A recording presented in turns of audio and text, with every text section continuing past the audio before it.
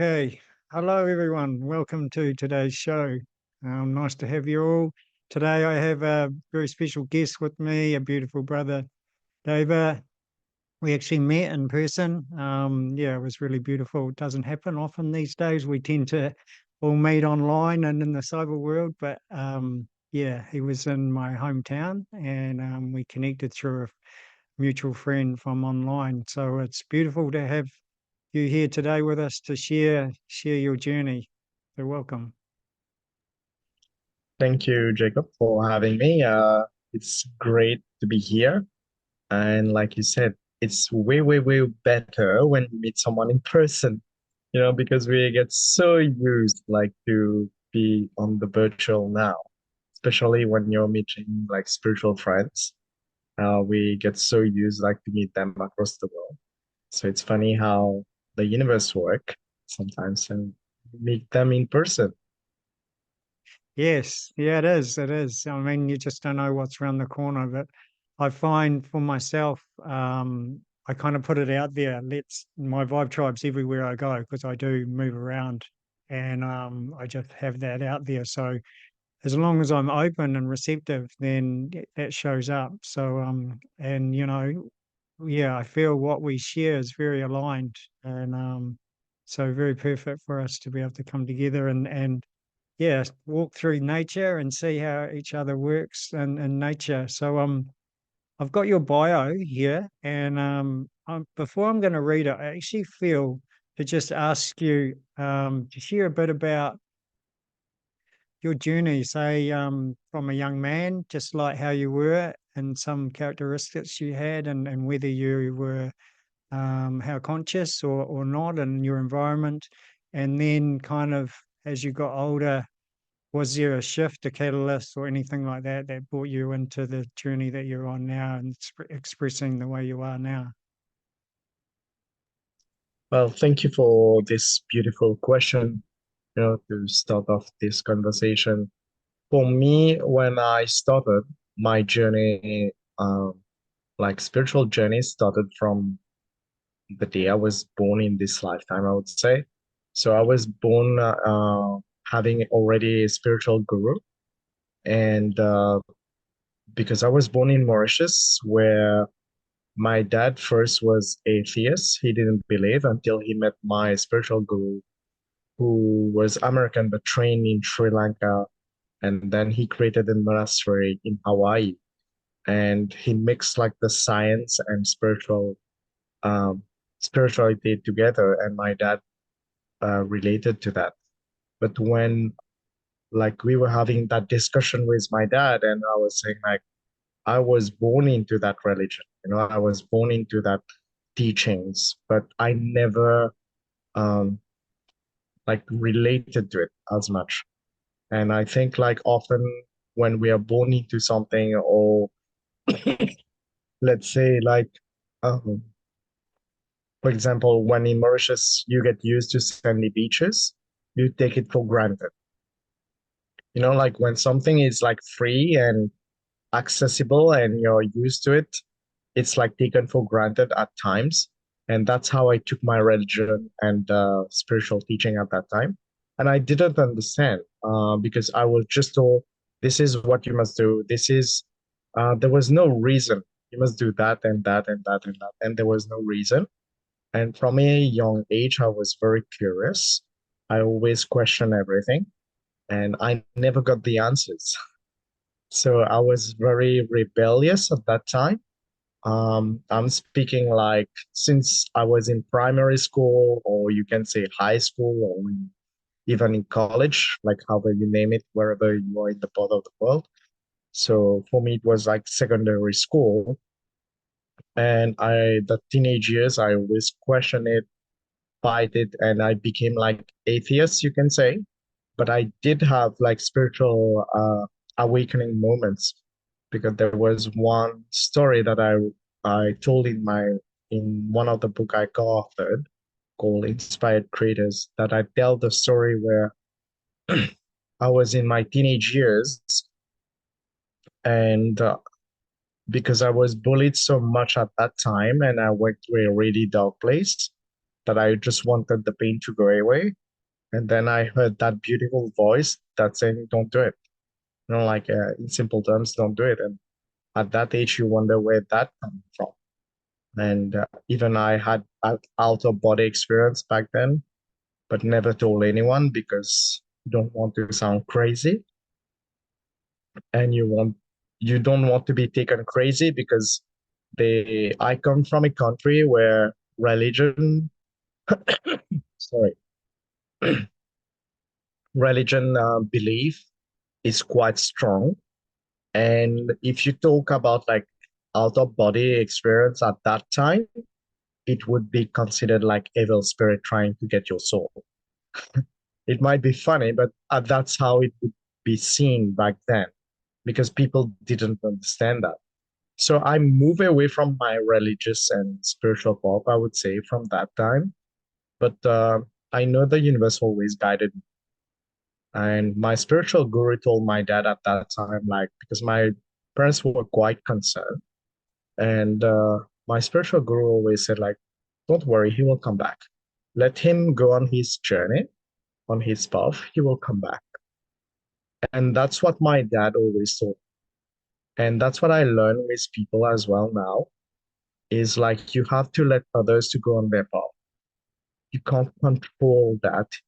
Like we want everyone to be on the same path, especially close one, but we can't do that. So fast forward, like because I went into engineering, didn't like it. I did a couple of years of it. Then I moved into psychology and counseling. That's when I really delve into spirituality, I would say. When I started psychology and counseling, and that would be like 13 years or 14 years ago. And I really started to read the spiritual book that my guru wrote by myself, started to understand it by myself. Didn't ask anyone, didn't go for the elders to ask what did they understand. So I wanted to understand it on my own. And 5 years ago, when I came to New Zealand, I would say that's when I really like it was a deep dive. Because for me, like when I started psychology, it felt like, when you started to learn swimming, for example, right? You're just learning the basics, like how to put your hand, like how to use your hand or your feet, all of that. It was like that. But the deep dive came when I reached New Zealand and I was on my own and I had to learn um, to use my own spine, because my spiritual guru talks a lot about that. How you can use your spine as a tube of light. It's a infinite source of energy, and lean on your spine. And he always talk about that it's not about going out and look for other sources, because often as humans, we tend to go out and look for other sources outside of us when all the answers are within us. And for me, like that's has been the journey for me. It's like finding that monster within me, finding that light within me since that 5 years, I would say, since coming to New Zealand. And it's a daily work. Like some days you feel like there's no light. Some days it feels like it's really dark. It's really, really dark. And you feel like, oh, why did I choose that path? Like, why did I choose spirituality? Like sometimes you want to be like normal and say, well, it's best that I, enjoy like people who go on with life without exploring about them. They are not interested. For them, it's like just going to work, have fun of the work, watching Netflix, and that's their choice. That's their journey. Like that's their soul contract. But sometimes it's like when you're like you feel like the chosen ones, and you feel you're the chosen one of your family breaking cycles. That's a really heavy responsibility. I feel at times when your human mind take over. So for me, it's like really allowing like the light to shine, the light within to shine on the outside as well, and to accept that light. Because even in my name, which was given by my spiritual guru, it means like God of light or angel of light. So Kirtideva in Sanskrit means angel or God of light. And and I feel I was given that name for a purpose. And that's what I'm living to it every single day, aiming for it every single day. I hope it answers part of your question. That definitely, yeah, that's definitely covered quite a lot of that question. It's beautiful, beautiful what you've shared. Really, I really resonate with everything that you shared, and it's interesting to hear your journey, because yeah, it mirrors my journey, really. Very young, asking lots of questions, not getting what I'm told to do. I was just simply like, why? What's this about? Can you help me out? You know, um, and then being bullied at school, and then also going down the road, a little bit different than yours, but going down the road of alcohol and drugs and losing myself. And my parents were just like, it's okay. He needs to go out and do that. He needs to have that journey and find himself within that. And I'm sure he's going to be okay. He'll come back at some point, and we have talked about that with my parents. So, yeah, really beautiful. And yeah, what you share about finding that within ourselves, that is, I feel, our purpose. And also, yeah, what people call the dark sheep of the family, that the one here to clear the lineage. It is like I also have moments, I reflect when I was younger, and I feel we're always on a conscious journey, always, but not living consciously. So, I loved KFC, and I have moments where I'm like, I just want to go to KFC and just switch off and just do that and be that way. And sure that there's probably times where it can be like that.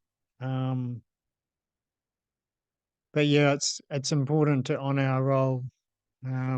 We are chosen, we do have a higher purpose. And what I've found with this journey is whatever you're experiencing, it'll lead you back to the light. Something will come along, and because it's like you have to stay on your path. At some point we need you to do the work. You need to go in, and like you say, all these other people, well, it's their choices what they do. It's all okay, and everything's consciousness. So yeah, it's no problem. So for you, yeah, taking on this journey, I love how you talk about the inner journey and doing it yourself.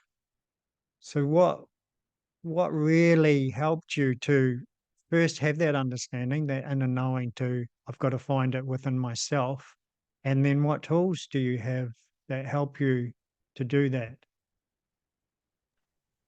I think just going quickly back on what you shared, like going down, for me it was mostly alcohol, like partying with my friend. I had that phase as well, where it was like daily, like going drinking or just escaping. But for me, whenever I was on a high, I was connecting, like it was going meditative for me. And that's what I was looking for. I was not looking to get drunk. That was not the aim. Like for me, because I know like I couldn't sit still at that time, like to meditate. And I still like struggle with that big time, like to sit still and meditate. For me, like going in nature and walking, that's my meditation. Going to the gym or doing like karate, that's my meditation. That's my way. In movement, I find stillness. And that's really weird for people to understand that. But for me, that's how it works. And that's what I always tell people, like, always look what works for you, you know? And you were talking about KFC, and I'm vegetarian by birth. Like, I grew up vegetarian, but like here it's called lacto vegetarian, so I don't eat eggs, but I can eat like dairy products. And I still love to go to KFC because they do have the veggie burger. I know people don't see that, but I still go to that because once in a while, it's like my human body crave for that. So I resonate with you on that. That's just a side note. But come back to your question is like, for me, I got one point in my life, I was so tired of looking on the outside because everywhere where I was like reading or researching on, and I'm a big time researcher. I love research. In psychology, that was one of my main strengths, like to do research. And I like to dig into that, like really look for articles and read about that. Let's say for me, at one point in time, it was like looking at the law of attraction, and like now it's quantum physics, which my dad talked about uh, 10 years back. For 10 years, he has been telling me about that because he's a physics educator, and he retired. And so, like looking on those topics, I found like at the end of the day, everything was saying the same core message. Like they were having like core messages, like it's your mind, for example, who is like the most powerful, like your thoughts matter or something like that. And I was like, no matter how many sources that I will look into, they will tell me the same message, but it's written different. So I say, why should I keep on reading or researching? Why don't I research within the book or within myself? And then I just stopped. Like, I think I reached a phase 4 years, 4 years ago, I think, where I literally stopped because I had so many books that I downloaded or bought, and I just stopped like everything, and I started spending time with me. So my tool was going in nature, going by the sea, being uh, going for those daily walks, and I will start writing my thoughts down, like journaling, like, and for me it was just writing it down. And then I start noticing that those information coming from my source within me. And I was like, wait a second, it feels like it's a bit similar to what I've been reading for years. So it's not that I'm in know-it-all, because I always thought that if I spend time with me, it's like I become that know-it-all.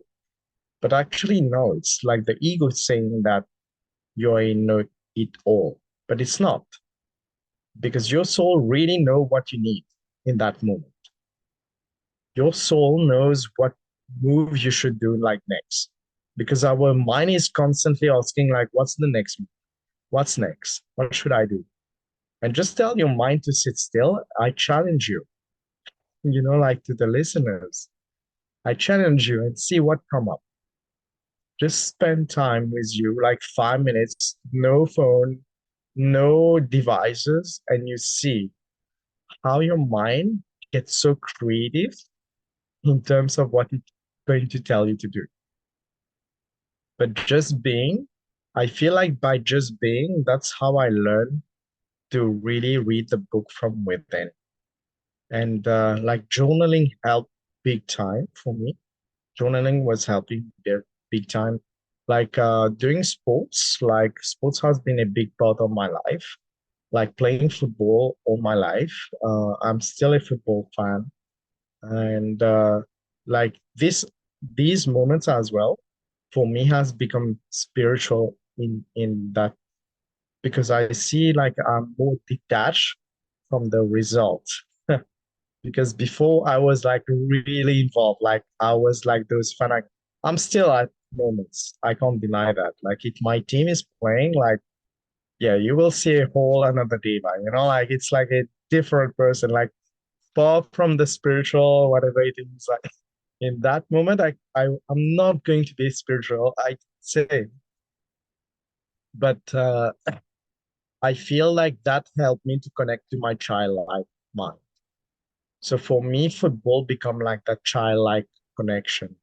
And I feel people forget that because once you connect to your childlike uh, version of you, life becomes so much easier because you see life as so fun, and you will, the only question you're going to ask is like, what can I do for fun?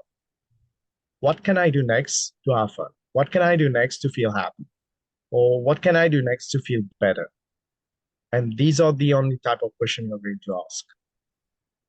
And I feel like those, like spending time with you, I don't mean like putting on the headphones and just listening to a music or something.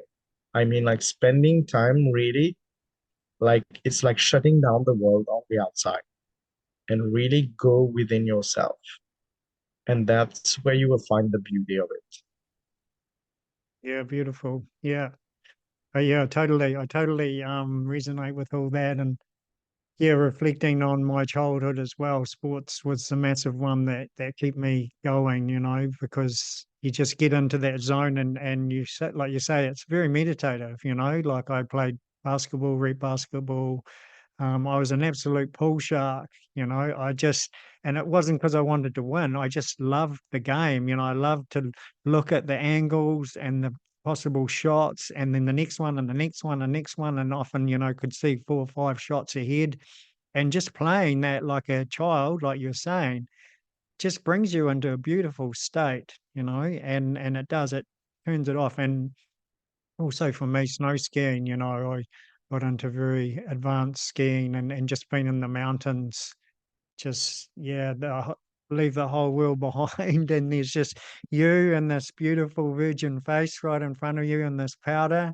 And it's just like, yes, let's go, it's amazing. So with your journaling, did you do that while you were in nature? Like a lot of people talk about journaling as a tool, and I've used it as well, and it's amazing. For me, I used it when I first woke up, which is what I most commonly have heard is when you first wake up because you just come out of that dream state and you're not so active already, and so just writing anything, Um, I think we touched on this and when I was on your podcast actually the other day.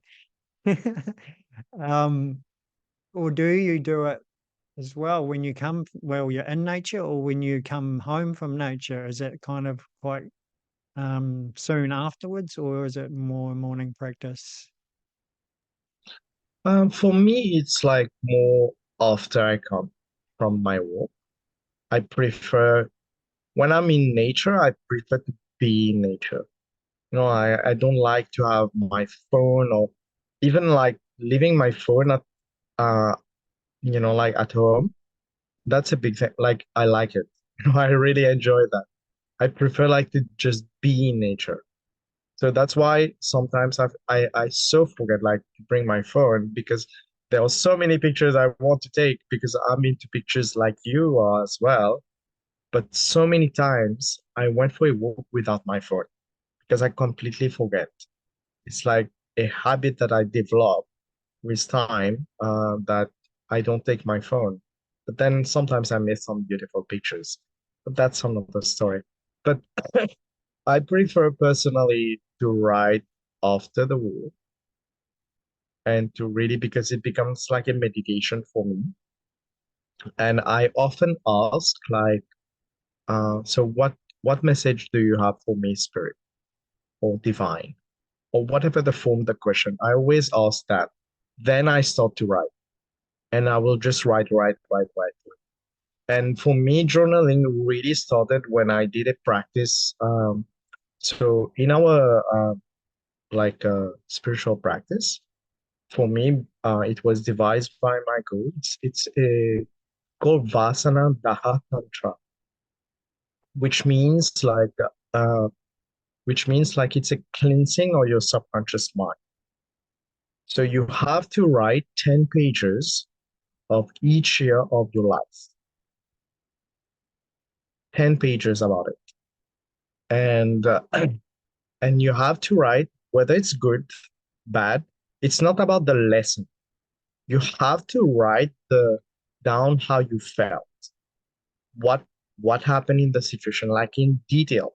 And he wrote in the book, and he said like in the book, like even when you have like sexual experiences, you have to write down the best um, erotic novel ever in this practice. You have to write it down because no one is going to say it. It's between you and spirit. And then once you're done with that, it's like you burn it. You burn uh, all the pages.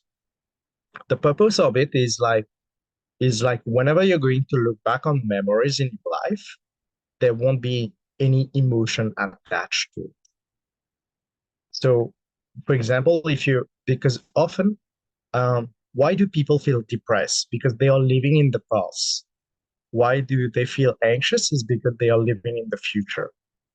So when you remove those emotions, then you can live in the present because you feel blessed in the moment. And my spiritual gurus speak about that. Like he often has a question like constantly asks you, am I all right now? I'm all right now. Say simple. And you keep saying that. And he devised that saying when he was 12 years old. Yeah, just to say, yeah, casually. Like and he was living in Canada at the time. And he talked about that. Like saying, like just saying, I'm all right now. The simplest of affirmation, you can feel better. You know, like you constantly, right now I'm having a cough, but constantly I'm repeating that I'm all right now. And I can see how the healing is accelerating. I can feel it in my body. And that's what I focus. But in this practice that I've been doing, because it takes some time, really to think like, depending on your age, if you have to write like each year of your life, and he say like go way even to the day like you're born, like even if you can remember that. And he say like take a notebook, like literally write the number. So let's say you write it was like 1990, for example, and say like page one, two, three, four. And then each day, whatever you remember, you go back to that page and you write it. Sorry. And then you write it, whatever comes up. Because the more you clear your subconscious, the more you're making space for your light to shine. Because your subconscious, in a way, dictates your life. Because your subconscious belief, your subconscious like decision. Because often we say, oh, why did I react that way? Why did I still react? Even after like so many spiritual practice, I still react that way. So maybe explore that subconscious belief. So for me, like doing that practice, that journaling of the Vasana, uh, Daha Tantra. So the big practice is Mahavasana Daha Tantra, which is like doing your whole life. And he said, this exercise, you do it once in your life. The Maha one, the big one for your whole life, you do it once only. But every year, he recommends that you sit down at the end of the year, you write 10 pages about what went wrong or what went really bad or what went really good about your life, and then you burn it, cleansing down. And for me, that's how I started like journaling. That was my way of journaling. Then after my walk, I started to explore writing, asking spirit for messages. Please reveal to me what I need to know today, for example. And I started writing. Wow, fascinating. I haven't heard that one before. I've heard similar things, but that one, yeah, writing 10 pages for every year, that sounds powerful. Really, really. And it is that, what you're talking about is that bringing yourself to that present moment. And it is, there's not many moments where if we just say, okay, what's happening for me now, where you're going to be actually really freaking out about anything. Most of the time you're like, actually, I'm in my car and I'm safe, or I'm at home, or I'm just talking with a friend, or whatever. It's actually, there's nothing really going on. And I love how you shared that about Yeah, it's either the past or the future that brings us all. It's so true. And I found on my journey when I became conscious, I questioned a lot of things as well. And some people say to me about the best practice, and I was like, "What's the best spiritual practice?" I'm like, "Yeah, I don't know whether there is one." And so I just started to feel into that, and what I came to is like the greatest advice I could give is living in the present moment. That would be my answer. If I had to give an answer, if you're just present with every moment, then yeah, you're way more feeling abundant, safe, free. You're not having many emotions going on, and you're really starting to connect with your voice, your inner voice, and what spirit's communicating with you. And um, yeah, I love it. Asking questions, ask spirit. Okay, for me, I just get to a place and I feel a bit of a move being asked, and I'm not sure what it is or where I need to go. So I just say, "What's for my highest conscious evolution?" And then something just comes into my field straight away, and I'm like, "Okay, oh yeah," and then something presents itself. Oh, I'm going there. Okay, well, I'm not. Well, why am I going there? I don't know. We'll find out. Or maybe I'm showing something, but it's just that invitation to, yeah, letting those come in. Let's explore your bio. So I've just brought it Yeah. up here. Um, so meet your cosmic guide at Golden Temple Retreat. Oh, let's just start there. Share something about your Golden Temple Retreat because you're a co-founder of that, I believe. Yeah. So co-founder of that. I started with another friend. Um, so we known each other for lifetime. And she's trained in hypnotherapy, Reiki, all of that. And we had like a channeling that came through us. And literally at the same time, I would say like if you look in human time, it will be like within a couple of days, I would say. So normally for me, my channeling comes through dreams, um, through like lucid dreaming, through one of our mutual friend, Jaime, that I discovered the beauty of lucid dreaming. So I'm applying that, and because I didn't know I was a lucid dreamer all my life. So that's how the universe works, right?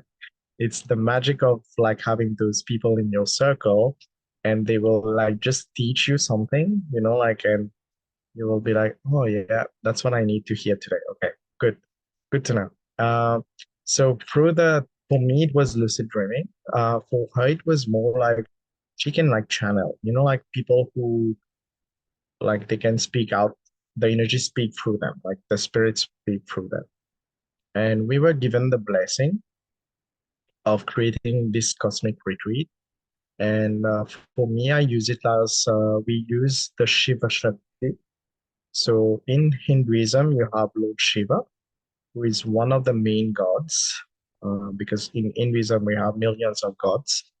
If people want to know, like there's one blog who say we have up to 330 million gods. So I don't know if it's true or not in Hinduism, but I know there's plenty because each god has a different version. So for us, it came into Lord Shiva and his counterpart or his Shakti, like the feminine version, like the feminine energy.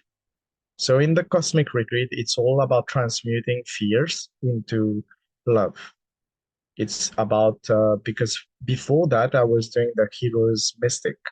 I created the hero's mystic. And in the hero's mystic, it was about going on that hero's journey to slay your demons and find your true self. And she had the gateway to miracles. So we combine both. So in the Golden Temple, it's about taking you on that hero's journey when you find your calling. Like you feel called, like, who am I? Where am I going in this lifetime? What should I be doing? So it's like taking you on that journey, cleansing your subconscious belief, your negative stories, and then taking you to that gateway of miracles where it's finding your true self, like through hypnotherapy and the Reiki, combining our NLP experience as well. And then in creating that golden temple within you. It's not like a temple. It's not like we are telling you to build a physical temple, but the temple could represent anything, a safe space. It could be even a garden. It could be even the ocean for you, but it's within you. But it's where that space where you feel safe, protected, loved, compassionate, and you're really balanced. There's a balance between your divine masculine and your divine feminine. Because for us in Hinduism, Lord Shiva represents that balanced masculine energy, like really assertive in the way his energy is, and it's very clear in where he's going. And the Shakti, as the name in Hinduism means power, is like that's how he, because they say like Lord Shiva can't live without his Shakti, and Shakti can't live with Lord Shiva. So it's like the divine masculine and feminine is together. And so we came about this idea of creating that cosmic retreat by taking people on their hero's journey first through the gateway to miracles to create that beautiful temple within us. And that's how it came for us. And we got the blessing in the past.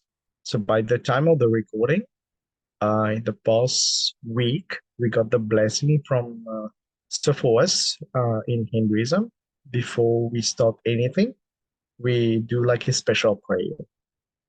So that's why I'm very proud to speak about it, because we already got the blessing from the gods to speak about it. And we did a special prayer to start it.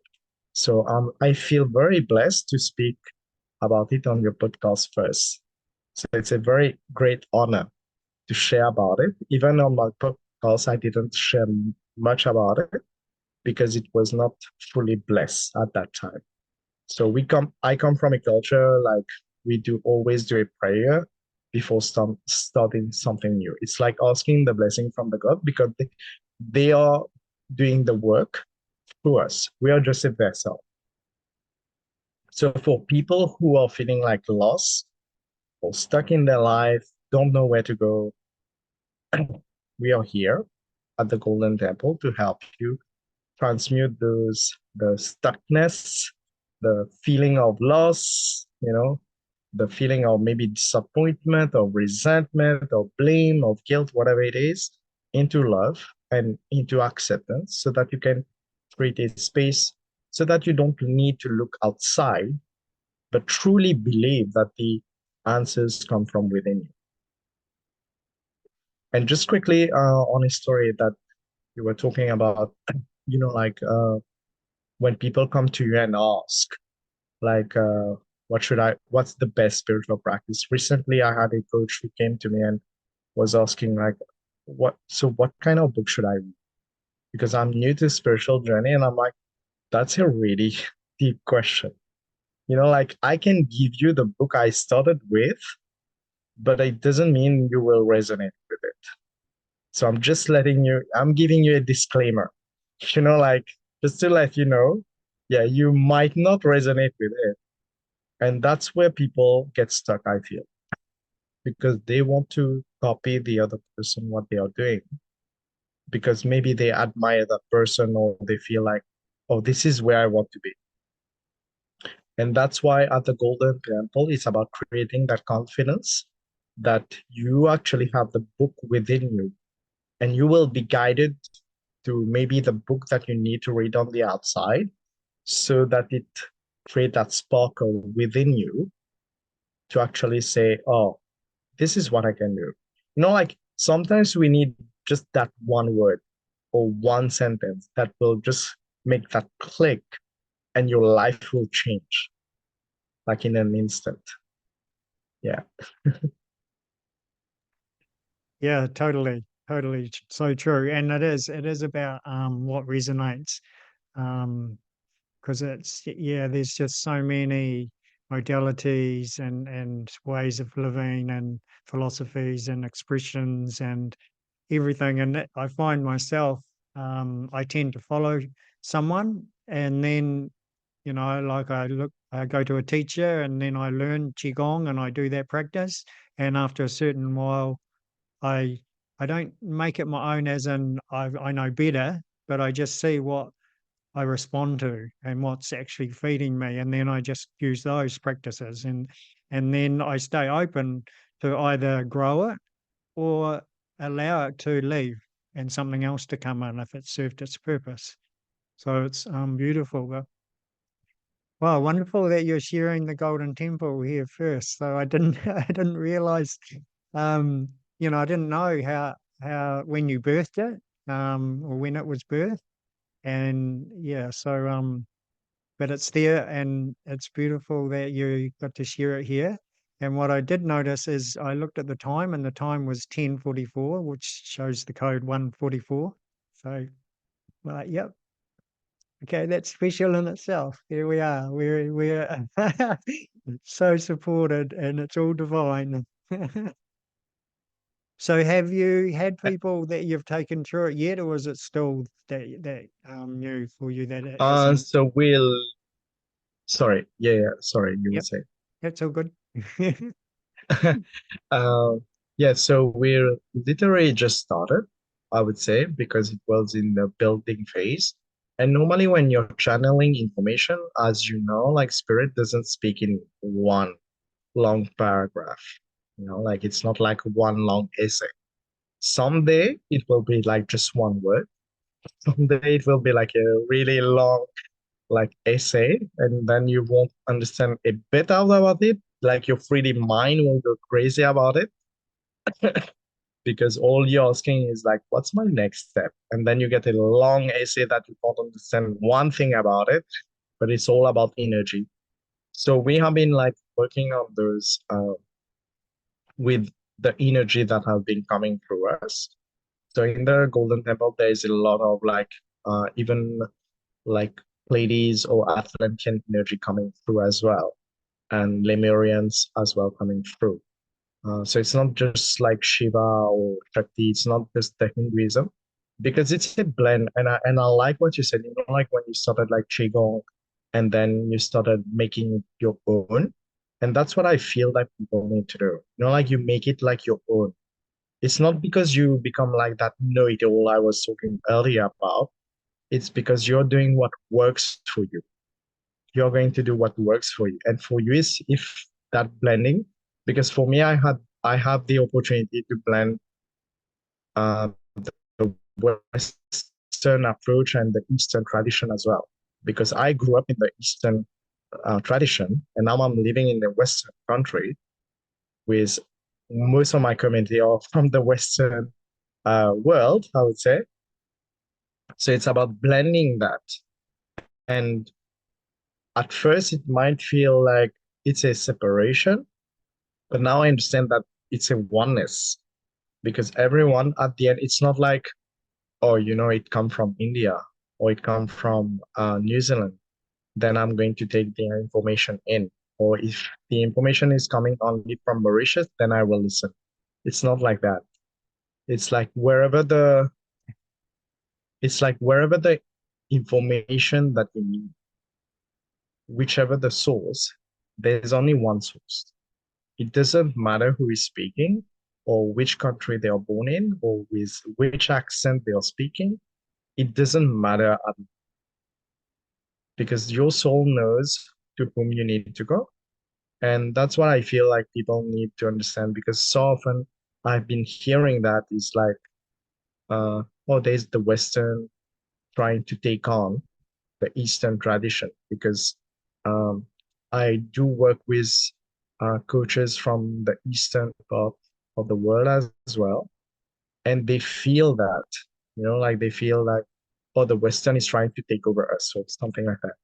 And that's when you need to balance it out and say, this is not like a competition. It's never a competition. Because if you start going onto that road, that's it. Um, then it's not the spiritual one. Then it's like you're defeating the purpose of it. Because spirituality, whichever religion or whichever culture you come from, It's all about oneness. If you read even the Quran, the Bible, the Vedas, whatever it is, it's all about focusing on you and what works for you and focusing on the love within. And that's all we need to get from it. However you put it, the way you put it, that's dependent on you. In whatever language you put it, that's on you. But at the core message, it's focusing on love. And that's why sometimes I do listen to those sermons by those young ministers from the US, for example, because I like to watch their energy. I really enjoy their faith in what they are saying. I might not resonate with everything or agree with everything sometimes. My 3D won't agree with everything, but I'm seeing their passion and their faith in what they are delivering.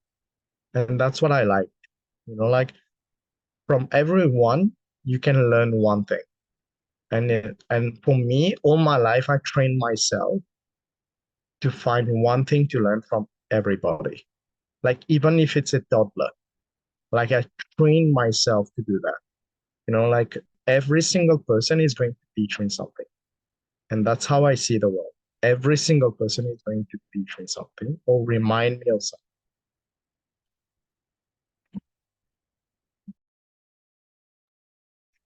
Awesome. I love it. I've got a little dog here, so I'm house sitting and dog sitting and there was a little bit of noise outside and he started to bark.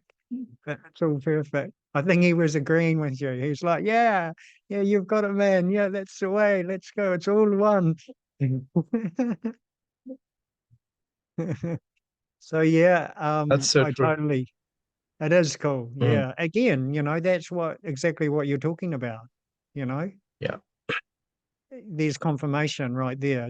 Some people would say, well, oh, shut up, dog, you're, Yeah. but it's actually, no, that's spirit working through all of us to say, yeah, it's, And for us, like just an anecdote on dogs. I was listening to a podcast and there was this Indian, like, I call him guru, but he doesn't like to be called guru. He's very knowledgeable. And he was talking because for us, like, we have a god who work with dog. Like, he, one of his vehicles, so each god has a vehicle, like an animal that they work with. So one of his vehicle is a dog. And so whenever we see dog now, it's like that God is speaking through to us. Like for me personally, because I've been doing his mantra. So when you're saying that, for me, it's like, oh, yeah. So he's confirming, like he's like happy. He's saying like, yeah, keep doing that mantra. See, everything for us, like we as spiritual person, like um, you can take everything as a spiritual sign if you want to. Like everything can be taken as a spiritual sign. Yeah, just a brief anecdote. yes, yeah. I mean, that's where we take away coincidence, it's like it doesn't exist, there's no accidents. It's all just beautifully divine, flowing how it's meant to be. And when we open ourselves to that constantly as we walk through life, if we have that openness and that listening from within, we get all these messages, and I have many, and there's still plenty that I miss, even with my openness. But, it's not like you missed them. It's just like you didn't catch them in that moment. And, and to have that, and it's interesting what you're talking about, religion. I resonate with that as well. And like here, the people here are Christians. They openly shared that with me. They didn't have to say anything. They're such lovely people, and I shared some things about myself and my journey, and you could see they didn't really understand, but they had no judgment of it. They didn't go into, oh, he's weird or anything. They could see my essence and I could see their essence. And there are just things that we could talk about that would come from a totally different place, and maybe we wouldn't come to a place where we go, oh, okay, I get it, or anything, but we still see the essence of who we are, each person is, and how we're expressing and why we're expressing, because beneath it, deep down on it all, is love. Like you say, it's just all love, and yeah, it's fascinating journey how there is that opposition and that competition, and this means that, and I see it myself a little bit in the sense that I find I resonate more with Eastern ways of being, and the toilet's a classic. I have a squatting stool, so I squat on the toilet, and for me that just makes sense. No one, I don't even know how it came into my field. Actually, I don't remember anyone showing me or anything. I guess it did happen. However, for me, everywhere I go, I take my stool with me. But I do observe at times I get into, oh, the West, the way they're doing it is not nice and it's going to harm people, and I go, oh, it's interesting that I'm, yeah, playing that story out while I'm sitting here squatting on the toilet. Because again, it's just a choice. It's consciousness, rather than getting caught into the wrongdoings of any form of consciousness expression, no matter where it is. Um, let's have another look at your bio. So, actually, one thing that really stands out, shall we go there? Because we can maybe keep that for another podcast. Because you have touched on your counselling and psychology, yeah, and 6 years a holistic life coach. Um, where are we? Yeah, let's maybe, because I wanted to ask you about the dragon. Actually, when you said you're a dragon master, I'm like, oh, that's a great topic. So I feel we'll do that another time. So, yeah, talking about psychology and mental health, and I think you focus a lot with men as more so than women, but maybe let's generalize it however you want to respond. What things can you help people with now? Because yeah, what we're seeing is a huge evolution, and we're seeing a lot of light hitting the planet. And those of us who have awakened, or whatever you want to call it, are feeling and sensing, and we're in this beautiful place, even though we still get shown our shadow and go into those dark spaces. But there is a lot of people who, life's tough, it's difficult, they're challenged. Um, what what tools could you give them to assist someone? And maybe there's different places where they are on their evolution that you could say suits this person or that person. But yeah, what could you share for people listening? Yeah, for me, first of all, I would like to say that um, if you're experiencing like really dark moments and you're feeling lonely, there are special services that can help you out. Like a hotline that you can contact. Please do so. It's not just to disregard that spiritual aspect, um, because sometimes I feel like the human takeover and people don't know how to respond to that. And having someone on the other side of the line, like just talking and venting out in that moment helps. So don't disregard those hotlines. So wherever you are in the world, if you know like you have a hotline that work 24/7 that you can contact to help you with your mental health, please do so. Don't disregard that. But on the side, Can I just yeah, jump in? Because what you brought up for me is when my father passed away, I was in Europe at the time with my partner, and I was gonna stay there, and they were like, it's okay, you don't need to come mm, home. And then things changed and I felt to come home.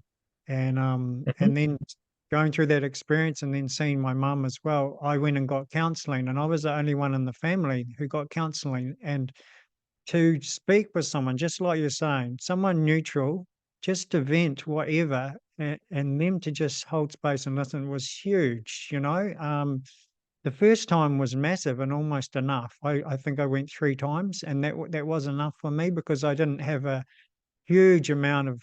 There was trauma, of course, but I know how to deal with a lot of it and I have my own tools and things. But just to vent for those 3 times was incredible, so helpful. So yeah, I totally with you 100% there, man. Totally.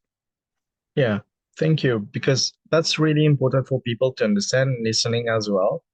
That is not just doing the spiritual practices. Sometimes we need that neutrality because sometimes spirits speak through them.